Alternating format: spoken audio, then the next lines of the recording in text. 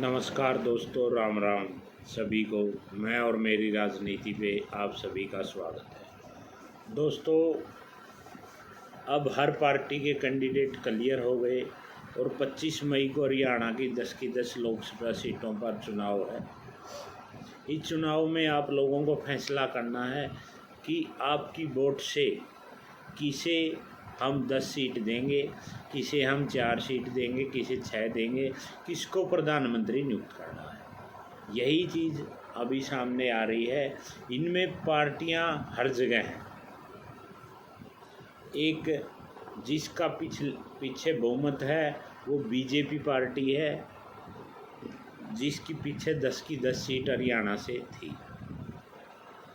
उसकी टक्कर में कांग्रेस पार्टी है, राहुल गांधी की पार्टी। इसमें पीछे सीटें बहुत कम थी, लेकिन अब की बार टक्कर दे रही है अच्छी तरह। आज हम दोस्तों ऐसा है, एक एक लोकसभा क्षेत्र का हम सर्वे कर रहे हैं। उसी सर्वे के आधार पर अनुमानित अंदाज़ा लगाया जा रहा है कि किसका बहुमत है। हम सबसे पहले आज बात करेंगे हिसार लोकसभा क्षेत्र की। हिसार लोकसभा क्षेत्र में बीजेपी से चौधरी रणजीत सिंह चौटाला, कांग्रेस से भाई जयप्रकाश उर्फ जेपी हैं, और इनेलो से इंडियन नेशनल लोकदल से नैना चौटाला, जो कि चौटाला के भाई के लड़के की वाइफ है, यानी इनेलो से है वो अभय की भाभी, प्रताप चौटाला के लड़के की वाइफ। और जेजेपी से नैना चौटाला है, जो कि अजय चौटाला की वाइफ है। यानी 3 कैंडिडेट चौटाला परिवार, देवीलाल परिवार से हैं, और एक जेपी है जो कि पहले आदमपुर से इलेक्शन लड़ा था, हिसार लोकसभा क्षेत्र से भी इलेक्शन लड़ा है, जिसमें ये सांसद भी बने थे और मंत्री भी रहे थे। तो ये समीकरण क्या कहते हैं, इसके तहत हम चलेंगे हिसार लोकसभा क्षेत्र के एरिए में। अब क्या है कि अब की बार बीएसपी यानी कि मायावती ने भी अपना कैंडिडेट प्रजापत यानी कुमार जाति से उतारा है। पिछले लोकसभा की अलावा इस लोकसभा क्षेत्र में उसका भी जनाधार निकल के सामने आएगा। वो कितने वोट लेता है ये अलग बात है, उसका जनाधार कितना होगा ये भी अलग बात है। लेकिन हम क्या है, हम समीकरणों के तहत चलते हैं। कोई भी काम हम समीकरणों से करते हैं, और समीकरण ही अंदाज़ा लगाया जाता है कि हम उसमें क्या काउंट कर रहे हैं, क्या कर रहे हैं।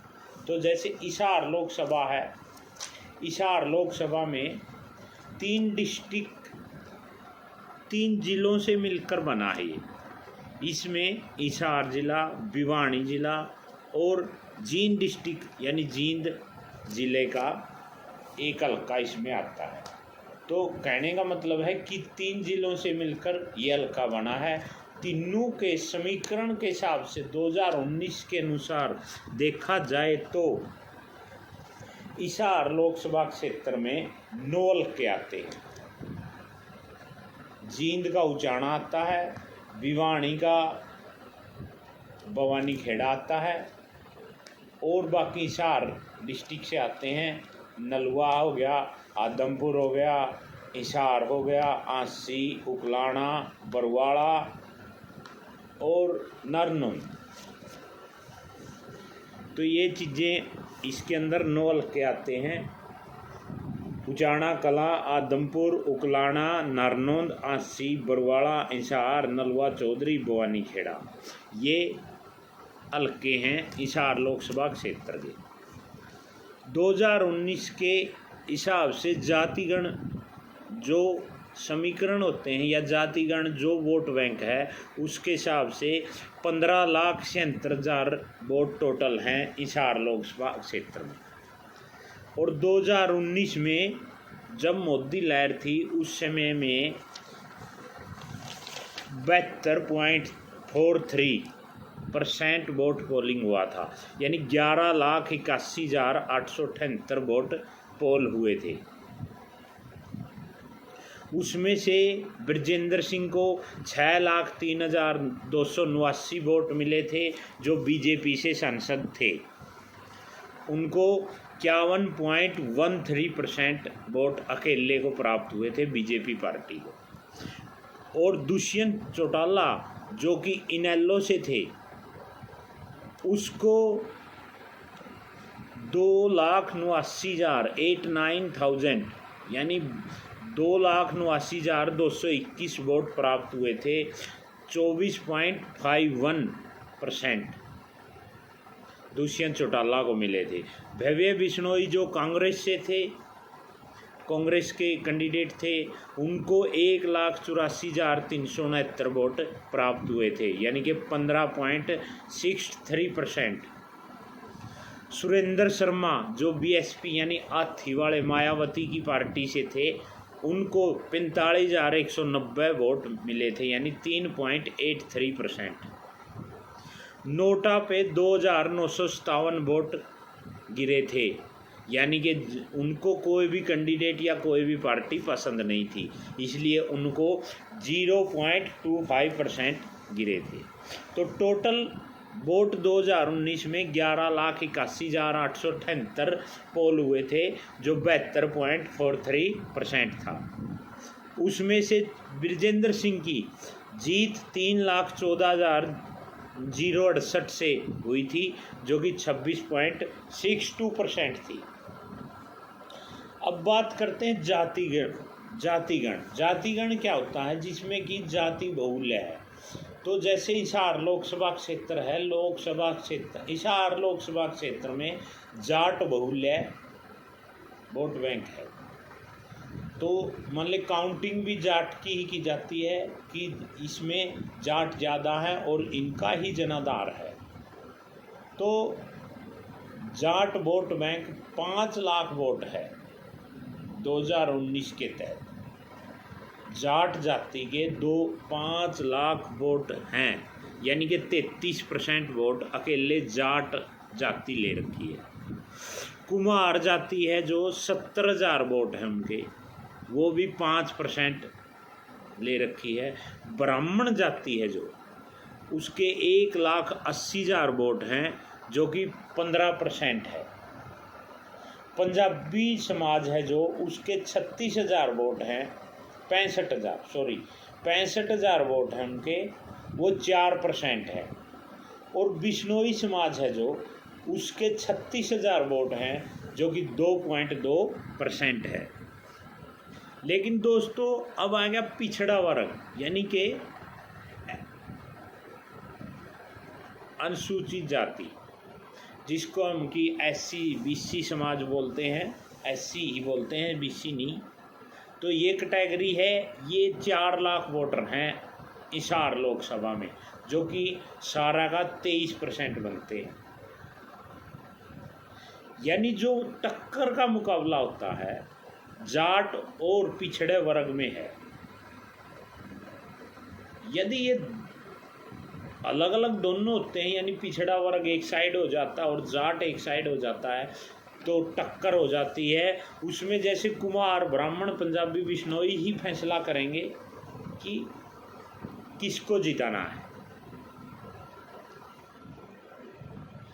क्योंकि जाट, अब कहते हैं ना कि जाति समीकरण कब लड़ते हैं?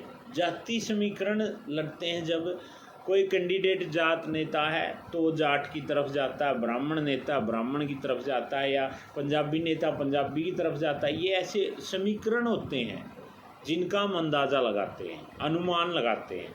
लेकिन दोस्तों इसमें अभी जो हिसार लोकसभा में है, तो उसके अंदर 4 कैंडिडेट जाट समाज से हैं और एक कैंडिडेट बीएसपी का है जो वो कुम्हार जाति से है।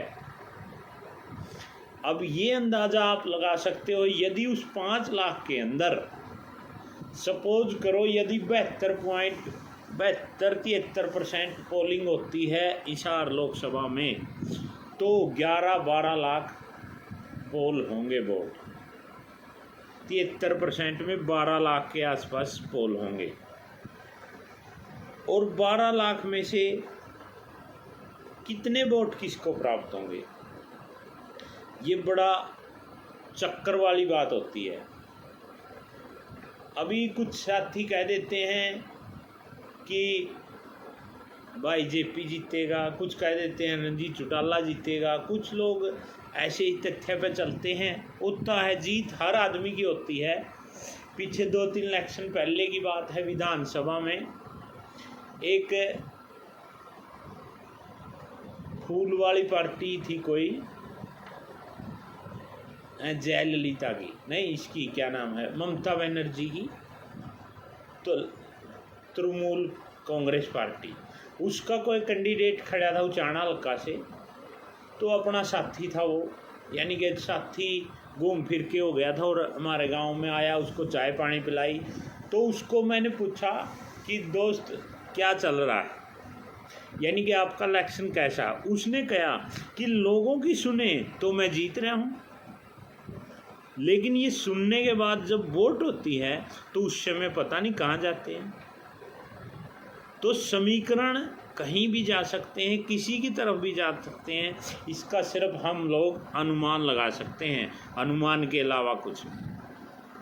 तो साथियों, अब बात करते हैं हम जीत हार की। तो इसमें से मैंने बताया कि दुष्यंत चौटाला से ब्रजेंद्र सिंह 3,14,068 वोटों से जीता था। क्या ये समीकरण अब भी दोबारा होंगे? क्या जेपी इतने वोट ले पाएगा या रणजीत चौटाला इतने वोट ले पाएगा? विरोध है, विरोध हर पार्टी का होता है, हर मेंबर का होता है। क्योंकि क्या है, एक चीज़ मैं बता देता हूँ, जब कोई मेंबर इलेक्शन में उठता है, चाहे वो मेंबर हो, सरपंच हो, जिला परिषद हो, ब्लॉक समिति हो, या एमएलए हो या एमपी हो, उसकी हिस्ट्री यानी कि उसकी बुराई 5% है तो भी वो इलेक्शन के अंदर उठाई जाती है, उसको आगे रखा जाता है, और उसकी अच्छाई है 95%, उसको दबाया जाता है। ये राजनीति का रूल है।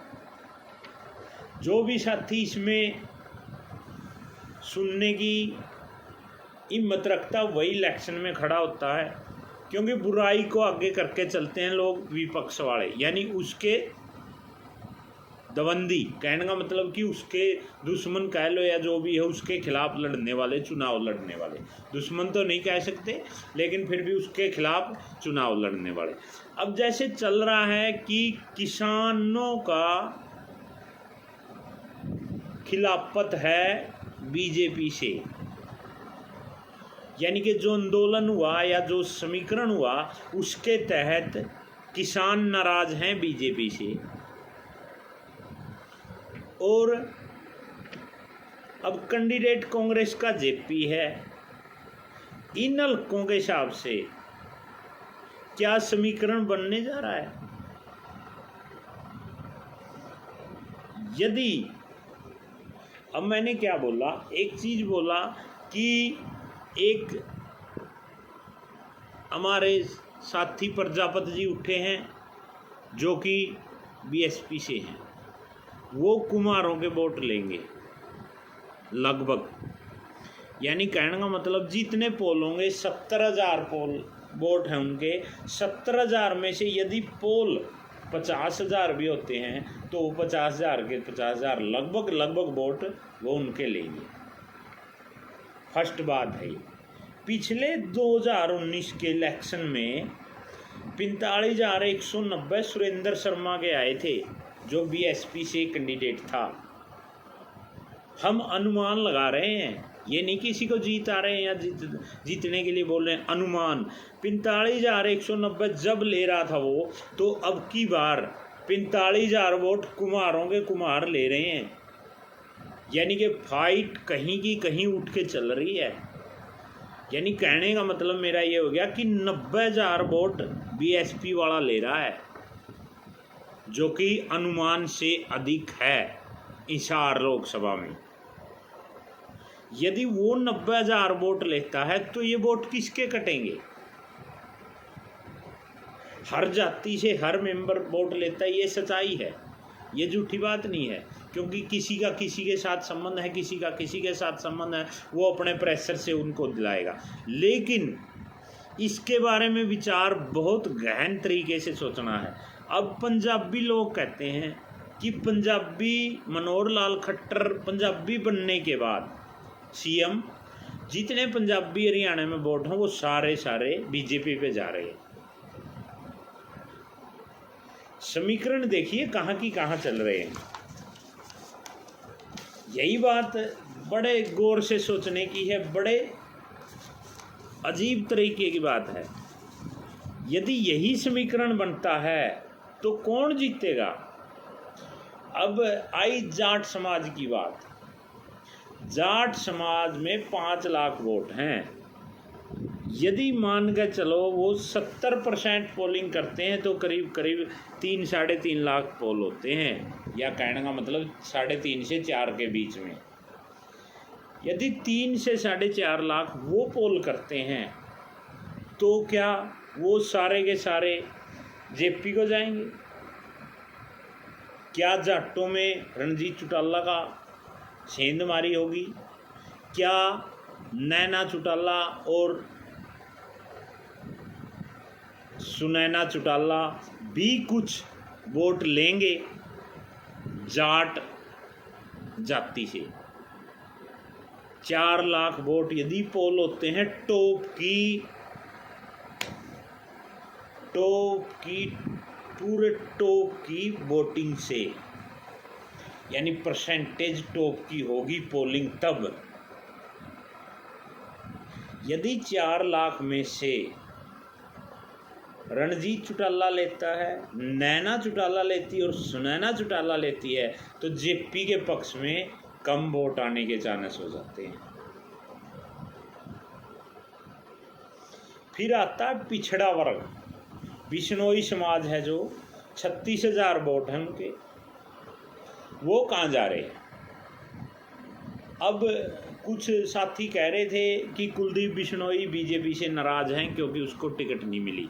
कुछ वीडियो वायरल भी हुई थी, कुछ बातें भी सामने आई थी, लेकिन वो बातें कहाँ तक रुकी, क्या हुआ, इस बात का कुछ नहीं कह सकते। लेकिन कुलदीप बिश्नोई के समर्थक और कुलदीप बिश्नोई नाराज़ थे कि उनको बीजेपी का टिकट नहीं मिला। वो उनके 36,000 वोट हैं जो 25,000 के आसपास पोल होते हैं, तो वो कहाँ जा रहे हैं? उसके बाद पिछड़ा वर्ग। अब पिछड़ा वर्ग भी तो एक ऐसा संबंध है जो कि उसमें अपनी हरिजन जाति, वाल्मीकि जाति और भी अदर जाति हैं जो कि मान लो 36-37 प्रकार की जाति हैं जो इसके अंदर आती हैं। यानी कोड वर्ग होते हैं जो हमारे समाज ने बना रखे, तो वो बना रखी है, इनके अंदर सिस्टम है जैसा भी है। लेकिन वो कहाँ जाता है? बहुत गहन विचार करने का जब जाके इसका सर्वे निकलेगा। तो दोस्तों ज़्यादा लंबी वीडियो हो गई है, 19-20 मिनट की, तो नेक्स्ट ब्लॉग के अंदर इसी का समीकरण निकलेगा। दोबारा से इसकी जांच पड़ताल हम दोबारा से करेंगे और इसकी तह तक जाने के बाद हम हिसार लोकसभा का आप लोगों को समीकरण बताएंगे। तो आप सभी साथियों, जिसने मैं और मेरी राजनीति चैनल को सब्सक्राइब नहीं किया है वो सब्सक्राइब करें और बेल आइकन का बटन दबाएं, ताकि हर नोटिफिकेशन यानी कि हर वीडियो आने वाली आप सभी को प्राप्त हो सके, मिल सके। तो इसके लिए धन्यवाद। थैंक्स। राम राम जी।